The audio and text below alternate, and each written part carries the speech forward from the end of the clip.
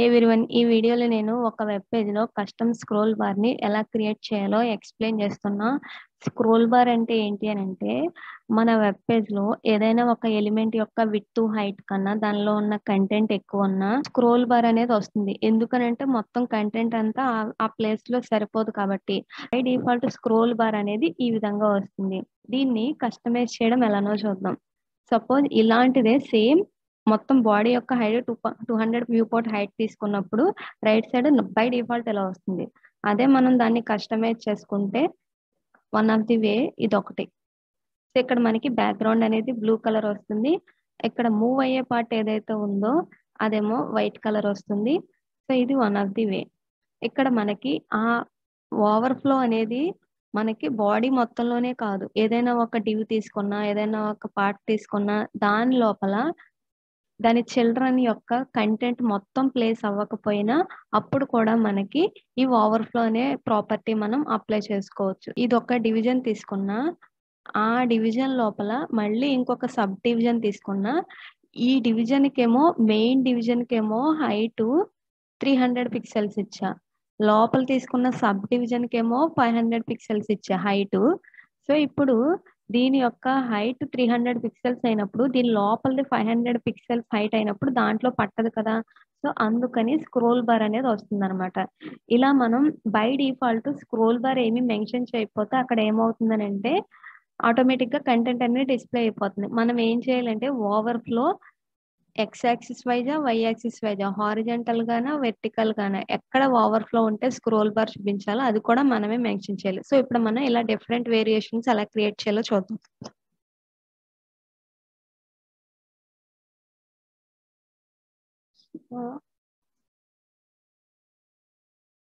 Style tag లో body tag కి height 200 view port height తీసుకుంటున్నా. ఇప్పుడు మనం ఈ వెబ్ పేజ్ ఓపెన్ చేసినట్టయితే మనకి ఈ విధంగా స్క్రోల్ బార్ వచ్చింది. అదే ఇప్పుడు నేను ఈ 200 వ్యూ పోర్ట్ హైట్ ని తీసేస్తున్నా, అప్పుడు మనకి ఎలా వస్తుందో చూద్దాం. సో స్క్రోల్ బార్ ఇక్కడ రావట్లే, ఎందుకంటే మనం 200 వ్యూ పోర్ట్ హైట్ అన్నామంటే ఇక్కడ కనిపించే దానికన్నా డబల్ కాబట్టి మనకి ఈ పోర్షన్ మాత్రమే కనిపిస్తుంది. నెక్స్ట్ పోర్షన్ కావాలి అని అంటే ఇలా స్క్రోల్ చేసుకెళ్ళాలి. ఇక్కడ ఎంటీగా ఉంది కాబట్టి మనకి ఏమి డిఫరెన్షియేషన్ అనేది తెలియట్లే.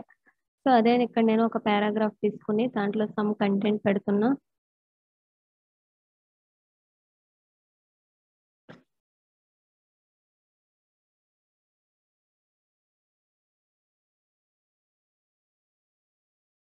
ఇక్కడ నేను 5 పారాగ్రాఫ్స్ తీసుకున్నా. సో ఇలా ఉంది కదా. ఇప్పుడు నేను స్క్రోల్ చేస్తుంటే మనకి డిఫరెన్స్ అనేది తెలుస్తుంది, పైన కంటెంట్ అనేది మూవ్ అవుతుంది.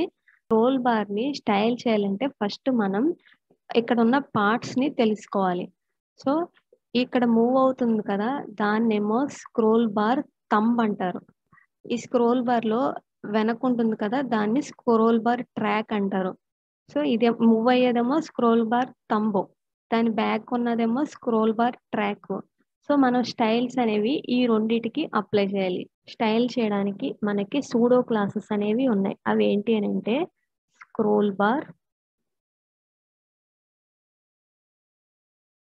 Scroll bar, scroll bar corner, scroll bar thumb, scroll bar track and scroll bar track piece. వీటిలో మనకి మెయిన్ గా యూజ్ అయ్యేవి ఏంటి అని అంటే స్క్రోల్ బార్ అనేది ఒకటి, next scroll bar track,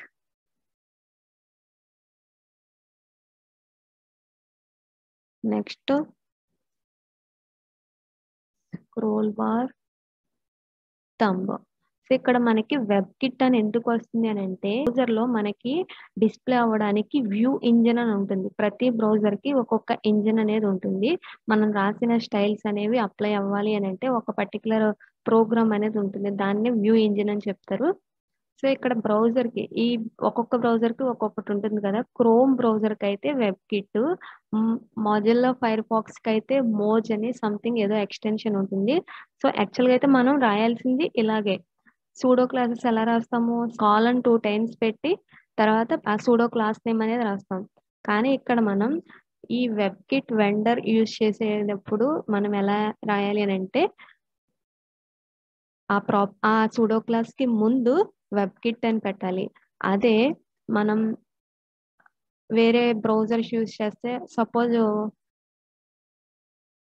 safari browser కానీ లేకపోతే మైక్రోసాఫ్ట్ ఎడ్జ్ ఇలా ఉంటాయి. ఒక్కొక్క బ్రౌజర్ కి ఒక్కొక్కటి ఉంటుంది. ఎంఎస్ అనేదేమో మైక్రోసాఫ్ట్ బ్రౌజర్ కి అండ్ మోజ్ అనేదేమో ఫైర్ ఫాక్స్ కి ఇలా ఉంటాయి. సో ఇప్పుడు నేను క్రోమ్ బ్రౌజర్ లో చెప్తున్నాను కాబట్టి నేను వెబ్ కిట్ అనేది యూజ్ చేస్తున్నా.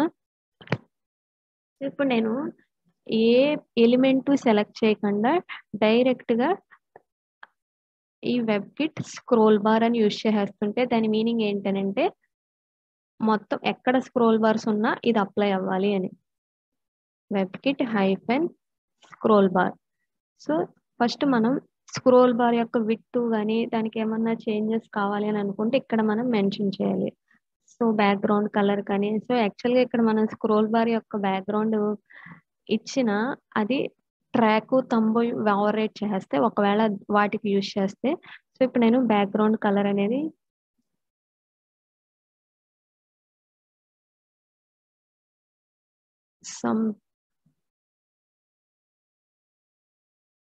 సో ఇక్కడ రెడ్ కలర్ తీసుకున్నా. ఇప్పుడు మనకి ఎలా వస్తుందో చూద్దాం. ఇంతకు ముందు ఇక్కడ ఏముంది లైట్ వైట్ షేడ్ వచ్చింది. ఇప్పుడు మనకి ఈ కలర్ అనేది వచ్చింది. కానీ ఇక్కడ మనకి స్తంభ అనేది రావట్లే. ఒకసారి మనం అలా ఒక ప్రాపర్టీని సెట్ చేసామంటే రిమైనింగ్ ప్రాపర్టీస్ అన్ని మనం సెట్ చేసుకోవాలి. రిమైనింగ్ ప్రాపర్టీస్ కూడా మనం సెట్ చేయాలి. ఏమేంటి అని అంటే web kit hyphen scroll bar track scroll bar తంబో అనేది మెయిన్ అన్నమాట మనకి ఇక్కడ. నేను ట్రాక్ కి సమ్ బ్యాక్గ్రౌండ్ కలర్ తీసుకుంటున్నా, బ్లూ కలర్ తీసుకుంటున్నా. సో ఇప్పుడు చూద్దాం ఏమి వస్తుందో. సో ఆ స్క్రోల్ బార్ లో మనకి 2 పార్ట్స్ ఉంటాయి. స్క్రోల్ బార్ తంబో స్క్రోల్ బార్ ట్రాక్ అని. సో ఇప్పుడు మనం ఓన్లీ స్క్రోల్ బార్ ట్రాక్ కి అప్లై చేస్తాం కాబట్టి స్టైల్ ఓన్లీ ఇదే వచ్చింది. సో స్క్రోల్ బార్ తంబ్ అంటే ఏంటి, ఏదైతే మూవ్ అవుతుందో ఆ పార్ట్. సో దానికి మనం బ్యాక్గ్రౌండ్ ఏమీ పెట్టలేదు కాబట్టి ఇప్పుడు అందుకే అది రావట్లేదు అనమాట. ఏమి స్క్రోల్ బార్ తంబ్. సో దీనికి background colour red colour shade ఇస్తున్నా, బ్రౌన్ ఇస్తున్నా ఇక్కడ. సో ఇప్పుడు చూసినట్టయితే మనకి ఏదైతే మూవ్ అవుతుందో ఆ పార్ట్ మనకి బ్రౌన్ కలర్ లో ఉంది. అదే స్క్రోల్ బార్ తంబ్. అండ్ దీని వెనకమాల ఏదైతే ఉందో అది స్క్రోల్ బార్ ట్రాక్. ఇప్పుడు నేను స్క్రోల్ బార్ కి ఈ బ్యాక్గ్రౌండ్ కలర్ ఇచ్చాను కదా, ఆ బ్యాక్గ్రౌండ్ కలర్ ఈ రెండు ఓవర్ రైట్ చేస్తున్నాయి ట్రాక్ తంబు. ఇప్పుడు నేను ఎప్పుడైతే ట్రాక్ కి తీసానో అప్పుడు మనకి ఒరిజినల్ గా స్క్రోల్ బార్ కి ఏదైతే ఉందో అది వచ్చింది. ఈ ట్రాక్ కి ఒక కలర్ అనేది ఇస్తున్నామో దాని వెనకమాల ఇది ఉంటుంది కాబట్టి ఇది ఓవర్ రైడ్ అయిపోతుంది. సో ఇప్పుడు నేను మళ్ళీ ఇది అన్కామెంట్ చేస్తున్నా.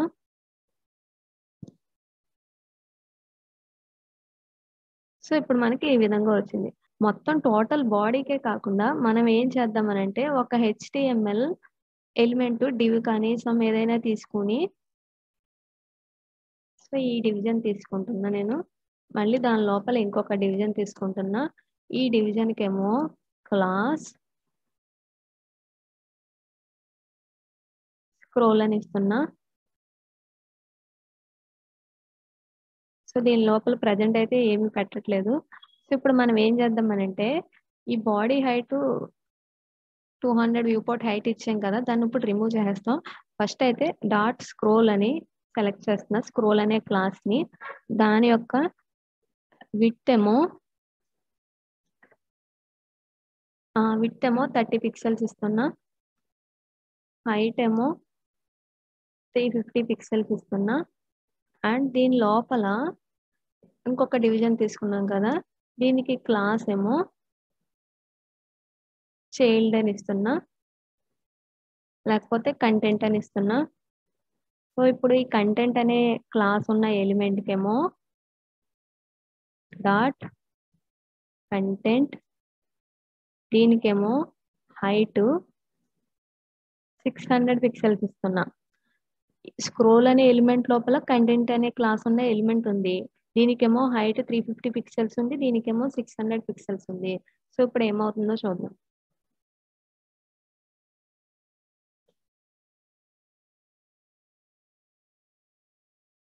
అండ్ ఇక్కడ మనం బ్యాక్గ్రౌండ్ ఒకటి పెడదాం. Background by default white colour ఉండటం వల్ల మనకి కనిపించట్లేదు అక్కడ. ఈ స్క్రోల్ అనే ఎలిమెంట్ లో ఓవర్ఫ్లో వై స్క్రోల్ అని రాస్తే అప్పుడు మాత్రమే దాని లోపల ఉన్న కంటెంట్ అనేది ఇక్కడ మనకి స్క్రోల్ బార్ కింద అప్లై అవుతుంది. సో ఇలా వస్తుంది. ఇక్కడ బాడీకి ఉన్నది తీసేస్తున్నా.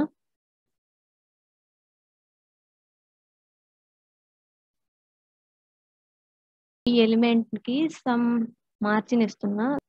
సో ఇప్పుడు మనకి ఆ ఎలిమెంట్ అనేది కొంచెం రైట్ సైడ్ కి మూవ్ అవుతున్నట్టుగా అనిపిస్తుంది. ఇప్పుడు మనం ఏం చేయాలి అని అంటే ఇక్కడ మనకి ఈ టాప్ లో కర్వ్డ్ షేప్ రావాలి అని అంటే అప్పుడు మనం బోర్డర్ రేడియస్ అనే ఒక ప్రాపర్టీని యూజ్ చేయాలి. దేనికి యూజ్ చేయాలి అని అంటే ఇక్కడ ట్రాక్ తంబో ఏదైతే ఉన్నాయో ఆ రెండిటికి బోర్డర్ రేడియస్ అనే ప్రాపర్టీ యూజ్ చేయాలి. నేను 10 పిక్సెల్స్ యూజ్ చేస్తున్నా. ఫస్ట్ ట్రాక్ ఒకదానికే యూజ్ చేశాను కాబట్టి అండ్ సో ఈ ఎలిమెంట్ బ్యాక్గ్రౌండ్ కూడా ఇక్కడ బ్లూ కలర్ లో ఉంది. దాన్ని రిమూవ్ చేసేస్తున్నా. సో ఇప్పుడు చూసినట్టయితే మనకి అక్కడ టాప్ లో కర్వ్డ్ షేప్ అనేది ఈజీగా మనం ఐడెంటిఫై చేయొచ్చు. ఇక్కడ మనకి ఈ ట్రాక్ ఉంది కదా దానికి మాత్రమే కర్వ్డ్ షేప్ అనేది వస్తుంది. ఇక్కడ మూవ్ అవుతున్న తంబుకి రావట్లే.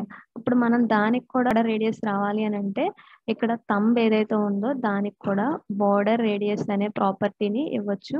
సో దీనికి కూడా 10 పిక్సెల్స్ బోర్డర్ రేడియస్ ఇస్తున్నా.